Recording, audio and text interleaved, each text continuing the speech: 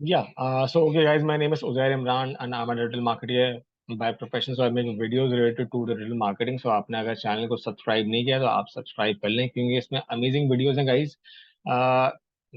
Like अगर आपको from the start to the end अगर आपको डिजिटल मार्केटिंग सीखनी है आप डेफिनेटली मुझसे सीख सकते हैं। सो बेसिकली आज का भी जो हमारा टॉपिक है वो बहुत इंपॉर्टेंट है कि अगर आपने कोई अपना टेक स्टार्टअप किया है, मतलब आप आईटी का कोई बिजनेस अगर आपने स्टार्ट किया है, बिल्कुल स्टार्टअप है और आपको अगर लीड्स जमा करनी है और ऐसे लोगों को आपने टारगेट करना है, ऐसे लोगों की इन्फॉर्मेशन लेनी है जो कि लाइक लाइक लाइक अगर आप B to B services provide करते हैं और लाइक फॉर एग्जांपल अगर सीटीओस की इन्फॉर्मेशन आपने टारगेट करनी है और ऐसे बड़े लेवल के जो आईटी प्रोफेशनल्स अगर आपने उनकी इन्फॉर्मेशन उनको अगर टारगेट करना है अपने एड्स के थ्रू तो आप उनकी लाइक पर्सनल इन्फॉर्मेशन लेके भी उनको टारगेट कर सकते हैं फेसबुक के थ्रू। सो आए कैंपेन स्टार्ट करते हैं। यहाँ पे आ जाएंगे क्रिएट कैंप। अच्छा, ये फेसबुक एड्स मैनेजर का डैशबोर्ड है basically. Since it's a demo account तो मैं आपका पूरा process from the start to end सिखा रहा हूँ। सबसे पहले आप जाएंगे यहाँ पे क्रिएट में गए, उसके बाद जो है यहाँ पे जो है ना आपने लीड्स पे क्लिक करना है क्योंकि आपको लीड्स चाहिए। इसकी वजह से आपने जो है लीड पे क्लिक किया, फिर आप गए कंटिन्यू पे। ये आता है रिकमेंडेड सेटिंग। ये बेसिकली फेसबुक की अपनी ऑटोमेशन है। इसमें बेसिकली इसका फायदा भी है और नुकसान भी है। अगर आप एक नए एडवर्टाइजर हैं जिसको बिल्कुल भी मतलब चीज़ों का जरा थोड़ा कम पता है तो आप इस ऑप्शन के साथ जा सकते हैं, but I wouldn't recommend this because ये इसमें फिर आपके पास जो कैंपेन का कंट्रोल जो है ना गाइस वो फिर आप आपके पास मतलब थोड़ा कम होगा। तो मैं जाऊंगा मैनुअल लीड्स कैंपेन के पास और इसको यहाँ पे कर दूंगा कंटिन्यू। मैं मतलब मैनुअली जो है ना फिर कैंपेन बना दूंगा लीड कैंपेन जो है। ओके, ये आगे कैंपेन लेवल। अच्छा, इस चीज को समझने के जो ना कैंपेन लेवल होता है, फिर उसके बाद एड सेट लेवल होता है और फिर ऐड होता है। सबसे ऊपर कैंपेन लेवल होता है। एक कैंपेन में मल्टीपल एड सेट हो सकते हैं और एक एड सेट में मल्टीपल एड्स हो सकते हैं। लेट्स से अगर आपने एक कैंपेन बनाई जिसमें से आपको दो बनाने हैं एड सेट्स एक कैंपेन में। आ, आपने कराची की ऑडियंस को भी टारगेट करना है, आपने लाहौर की ऑडियंस को भी टारगेट करना है लेट्स से। तो आपने कराची का सेपरेट एडसेट बना दिया, लाहौर का आपने सेपरेट एडसेट बना दिया और फिर उसके बाद उन्हीं दो एडसेट में आपने फिर जो है ना फिर मल्टीपल एड्स बना दिए। ठीक है, तो इस तरीके से आप जो है सेगमेंटेशन कर सकते हैं और जो है दोनों एडसेट की आप आ, जो परफॉर्मेंस है फिर उसका आप देख सकते हैं कि आपके लिए कौन सा अच्छा एडसेट परफॉर्म कर रहा है, लाहौर कर रहा है, कराची कर रहा है, so on and so fourth. इसको आप यूज कर सकते हैं आराम से। ये आगे कैंपेन नेम कुछ भी हो सकता है, that is totally up to you. Special ad categories हम बात कर चुके हैं। आ, जो आपका बाइंग टाइप होगा वो होगा ऑक्शन। ठीक है, ऑक्शन पे मैं लाइक अपनी पिछली वीडियो से बात कर चुका हूँ। ये लाइक कि बाय डिफॉल्ट जो है ना वो यही ऑप्शन आपके पास चूज होगा। कैंपेन स्पेंडिंग लिमिट हमारा जो कैंपेन बजट है और जो ऑब्जेक्टिव है वो है लीड्स। ठीक है, अब यहाँ पे हम आ गए नेक्स्ट पे, हमने क्लिक कर दिया। अभी आ गया एडसेट का नाम, इसको भी आप चेंज कर सकते हैं।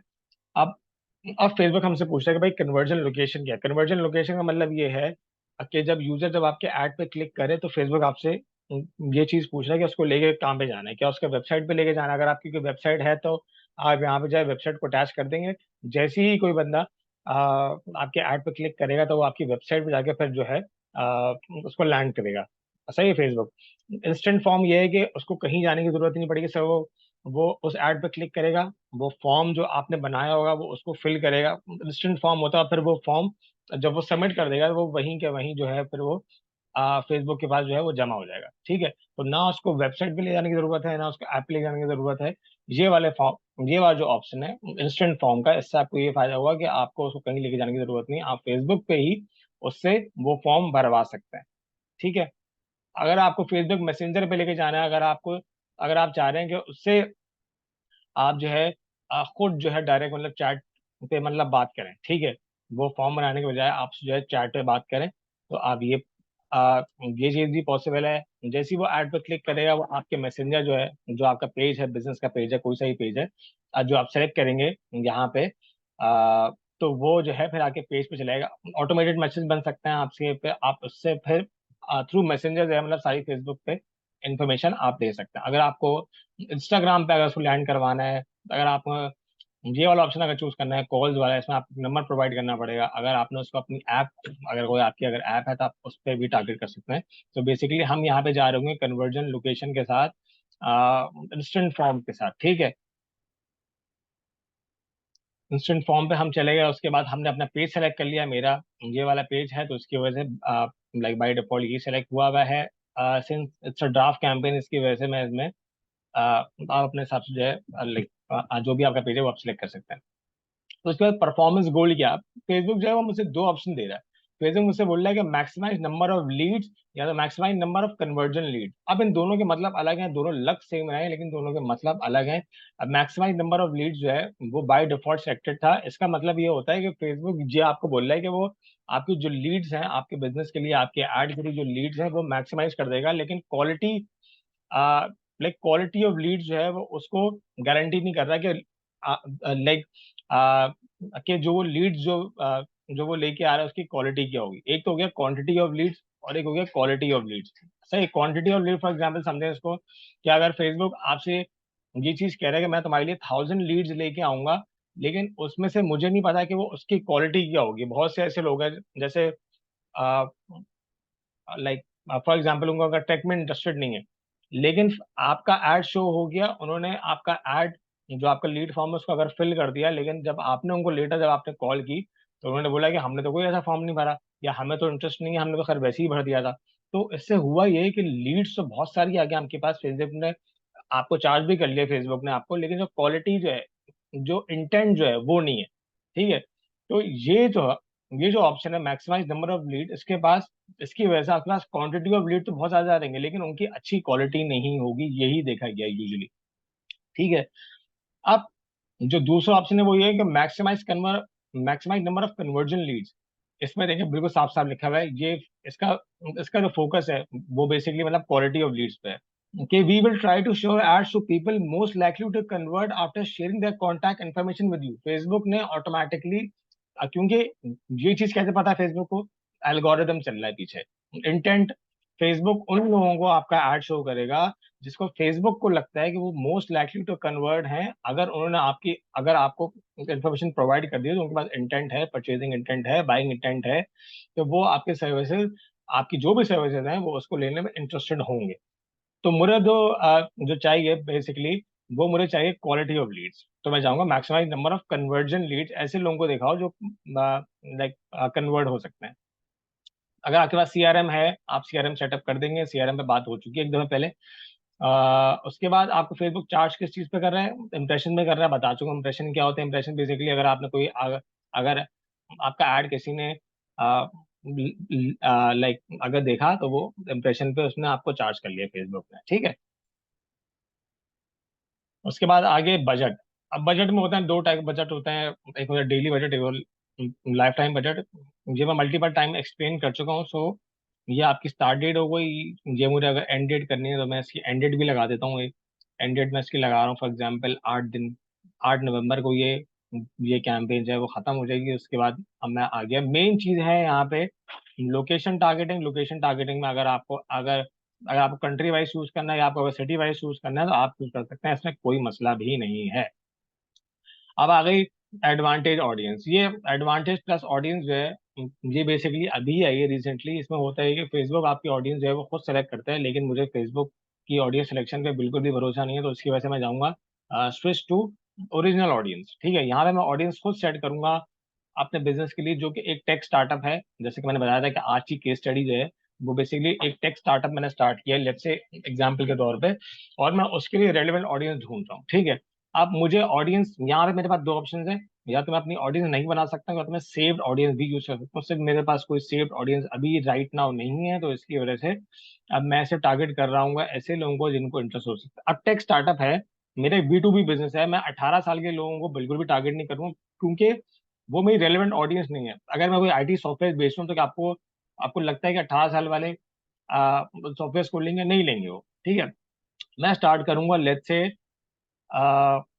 मे बी 29 से, सही है, 29 से लेके, जिसमें यंग एंटरप्रेन्योर्स वगैरह होते हैं, मैनेजर्स होते हैं, IT मैनेजर्स आ गए, असिस्टेंट मैनेजर्स आ गए, तो ऐसे लोगों को इंटरेस्ट होता है। तो वो डेफिनेटली मैंने जो एज ब्रैकेट सेट किया, मैंने बोला कि 29 से लेके 59 के बीच में जितने भी आ रहे हैं, चाहे वो जेंडर उसमें कोई से भी मेल हो फीमेल हो, उन सबको टारगेट करो। मैंने फेसबुक को ये चीज बता दी, ठीक है, क्योंकि यही मेरी रेलिवेंट ऑडियंस है। अगर मैं एज वाइज अगर सही टारगेटिंग नहीं करूंगा, तो वो अगर बच्चों को अगर दिखा रहा है ऐड, तो वो कभी भी कन्वर्ट नहीं हो पाएंगे, क्योंकि वो मेरी रेलेवेंट ऑडियंस नहीं है।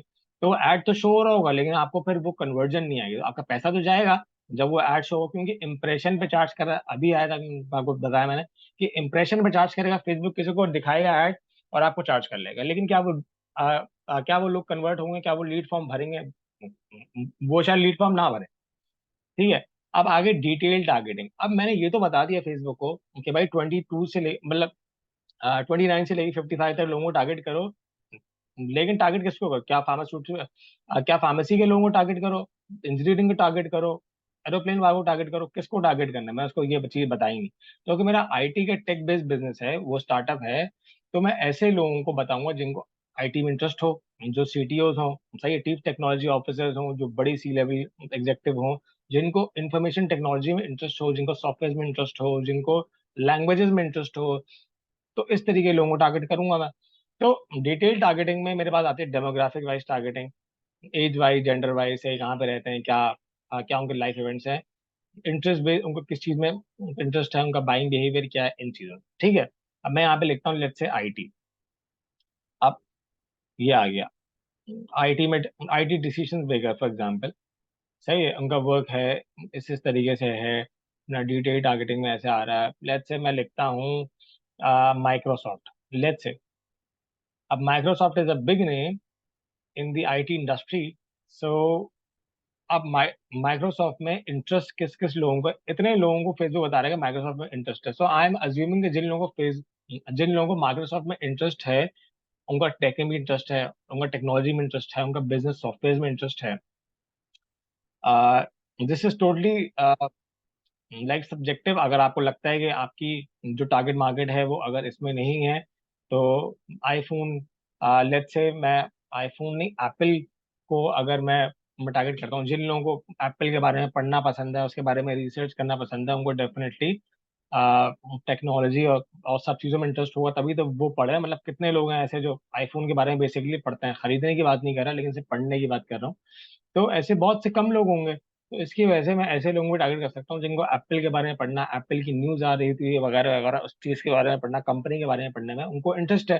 तो मैंने यहाँ पे चूज कर लिया। फिर जो बता रहा है कि इतने इतने लोग हैं 313 कुछ करके, जिनको एप्पल के बारे में इंटरेस्ट है, जो एप्पल पढ़ते हैं, जो एप्पल की न्यूज वगैरह से अपडेट होना चाहते हैं।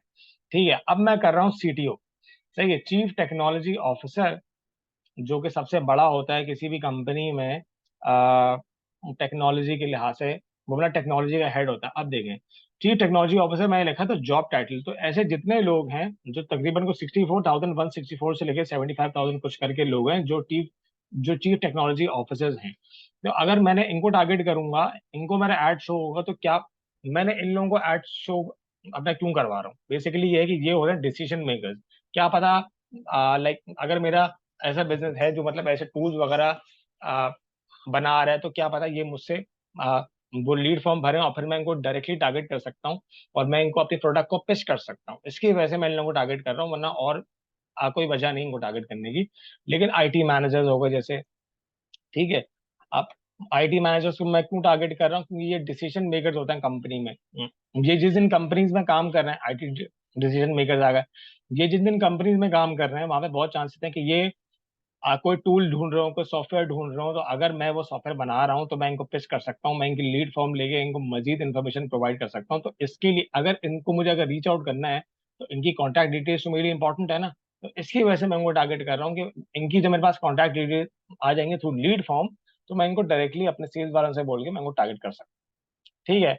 आप और इसके अलावा इंफॉर्मेशन टेक्नोलॉजी में जिनको इंटरेस्ट है, ठीक है, इस तरीके से आपके जहन में जो भी कीवर्ड आ रहा है हम यहाँ पे लिख सकते हैं, और आप ऐसे लोगों को ढूंढ सकते हैं जिनको इंटरेस्ट है इंफॉर्मेशन टेक्नोलॉजी। ये देखें आ रहा है इसमें, सही है। तो इस तरीके से अगर मेरा एक टेक स्टार्टअप है, मेरा अगर B2B बिजनेस है, लाइक फॉर एग्जांपल अगर सीईओ है, अब MD CEO वगैरह ये होता है डिसीजन मेकर, ये अपने बिजनेस के लिए जो है वो चीजें ढूंढ रहे होते हैं, सॉफ्टवेयर ढूंढ रहे होते हैं, इनको तलाश होती है ऐसी चीजों की, ऐसे सॉफ्टवेयर की।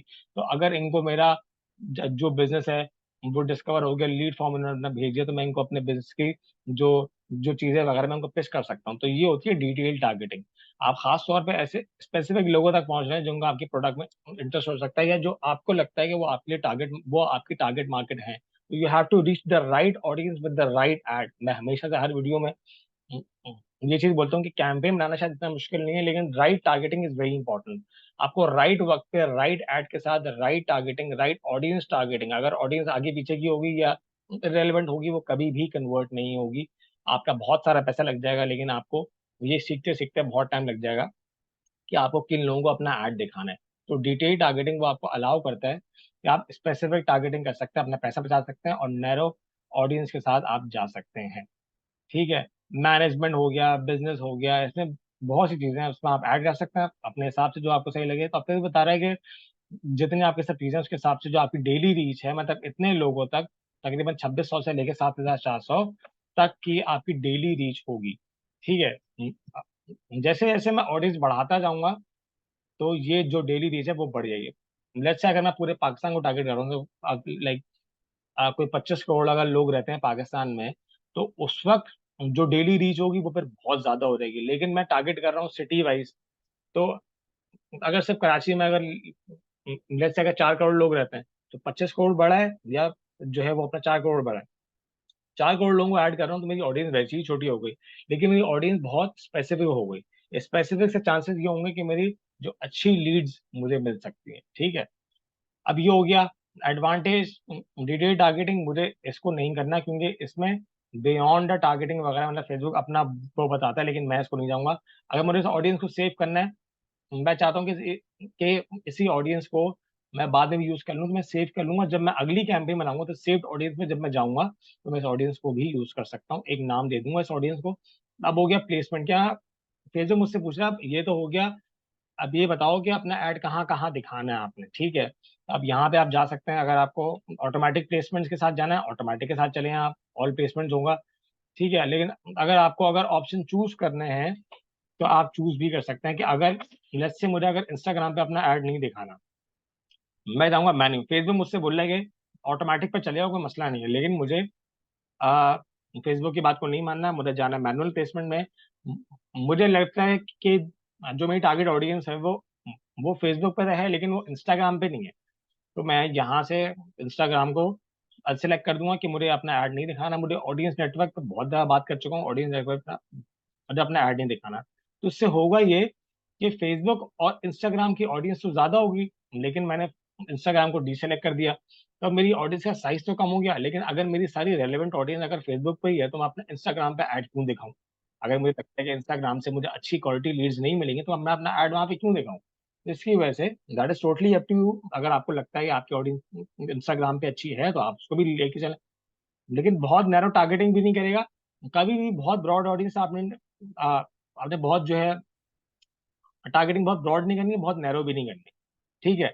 अब ये आ गया हमारा एड लेवल। एड लेवल पे आप यहाँ मतलब कुछ भी नाम रख सकते हैं। अब हमने चूज किया था इंस्टेंट फॉर्म, तो हमें अपना फॉर्म डेवलप करना पड़ेगा। बट मैं अभी यहाँ पे अपना फॉर्म डेवलप नहीं करूंगा, क्योंकि it will take a lot of time. Form में जो ना मतलब बेसिक डिटेल्स होती हैं, सवाल जवाब होते हैं। आप जो अपने यूजर से, जो बंदा लीड फॉर्म भर रहा है, उससे आपको जो सवाल करना है आप इस फॉर्म में ऐड कर सकते हैं। जैसे ही ये फॉर्म उसको आप कंप्लीट करेंगे, तो ये फॉर्म आपकी कैंपेन के साथ अटैच हो जाएगा। जब कोई यूजर आपकी कैंपेन पे, जब आपके ऐड पे जब क्लिक करेगा, ये फॉर्म भरेगा, सबमिट करेगा, और इस फॉर्म का सारा डेटा आपके पास ऑटोमेटिकली आ जाएगा। ठीक है। तो इस तरीके ये सारा प्रोसेस है बेसिकली फॉर्म का। अब यहाँ पे अपने मीडिया, अगर आपकी कोई स्टैटिक इमेज है, कोई वीडियो है, आप यहाँ पे उसको डाल सकते हैं। ठीक है। लाइक उसके बाद ये प्राइमरी टेक्स्ट जो आपका नजर आ रहा होगा यहाँ पे, अगर आप कुछ भी लिखते हैं, that is totally up to you. अगर आपने कुछ भी लाइन्स, मैक्सिमम से 5 हेडलाइन आ सकती हैं, ये आपके हेडलाइन हो गया, या आपका ऐड का प्रीव्यू आ रहा होगा, क्योंकि मैंने अभी तक कोई पिक्चर नहीं लगाई। अगर मैं पिक्चर लगाता, मेरी पिक्चर यहाँ पे आ रही होती, मेरा डिस्क्रिप्शन यहाँ पे आ रहा होता, सब चीजें आ रही होती। अब ये होता है कॉल टू एक्शन। ये हो गया साइन अप, यहाँ पे लिखा है ना साइन अप। अब लेकिन मेरा साइन अप तो नहीं है, मेरा तो लीड फॉर्म है। तो इसकी वजह से मैं इसको यहाँ पे करूंगा लर्न मोर। लेट्स से जैसे मैंने लर्न मोर किया, तो लर्न मोर जब कोई यूजर, जब कोई मेरा ऐड देखे, तो उसको मेरा ऐड इस तरीके से दिखेगा। तो जैसे लर्न मोर के करेगा, तो मेरा इंस्टेंट फॉर्म खुलेगा, वो अपनी फॉर्म की डिटेल्स वहां भरेगा, और वो हो जाएगा। ठीक है। लीड फॉर्म मेरे पास आ जाएगा। अब डेस्टिनेशन ये देखें, you need to create an instant form. बहुत आसान है, आप आराम से बना सकते हैं, इसमें कोई मसला नहीं है। अब लेकिन आपने अगर उसकी ट्रैकिंग वगैरह करनी है, ट्रैकिंग भी हो सकती है। वेबसाइट इवेंट, ऐप इवेंट्स, अगर आपको लगता है कि इसकी ट्रैकिंग जरूरी है, आप ट्रैकिंग कर सकते हैं। और फिर यहाँ पे एंड में आके आप कैंपेन पब्लिश कर देंगे और आपकी कैंपेन हो जाएगी पब्लिक। लाइक पहले रिव्यू में जाएगी, फिर डिलीवरी में अगर एक्टिव लिखा हुआ आ गया, इसका मतलब ये है कि आपकी कैंपेन हो गई एक्टिव। यहाँ पे सेटअप एरर इसकी वजह से आ रहा है क्योंकि मैंने कैंपेन को पब्लिश नहीं किया, उसमें कुछ चीजें हैं जो अभी रह गई हैं। So basically guys this is this video for specifically was for people who are starting a new business, जिनका B2B बिजनेस है, टेक स्टार्टअप है, बहुत से बिजनेस नए खुल रहे हैं और उनको लीड्स वगैरह की जरूरत होती है। जो ये बिल्कुल एक राइट लीड जनरेशन स्ट्रैटेजी है, क्योंकि जब तक आपकी लीड जनरेशन अच्छी नहीं होगी, आपके पास लीड्स अच्छी नहीं आएंगी, quality of leads matter more than the quality of leads, sorry quantity of leads. सही है, तो लीड की क्वांटिटी और क्वालिटी भी आपको देखना पड़ेगा। अगर आपको हाई क्वालिटी लीड्स चाहिए तो आपको इन इन स्टेप्स को फॉलो करना पड़ेगा जो मैंने आपको बताएं, and you can learn definitely a lot from me. ये जो चैनल है यूट्यूब का, इसमें सेपरेट प्लेलिस्ट है लिंक्डइन की, ट्विटर की, फेसबुक एडवर्टाइजिंग, हर चीज है इसमें guys. So you can definitely learn from me the entire digital marketing from start till the end, क्योंकि इसमें मैंने बहुत सारी वीडियो बना रहा था। लाइक वीकली आप संडे के इसमें कोई uh, कुछ 7 to 10 वीडियोज इसमें आ रही होती हैं, ठीक है। You can definitely learn a lot of things, so make sure to subscribe to my channel, subscribe कर देगा, कमेंट कर देगा, वगैरह वगैरह सब चीजें, and hit the bell icon as well, ताकि जो भी नई वीडियो आप बिल्कुल भी मिस ना करें। So that's all for today guys, thank you very much and see you in the next video.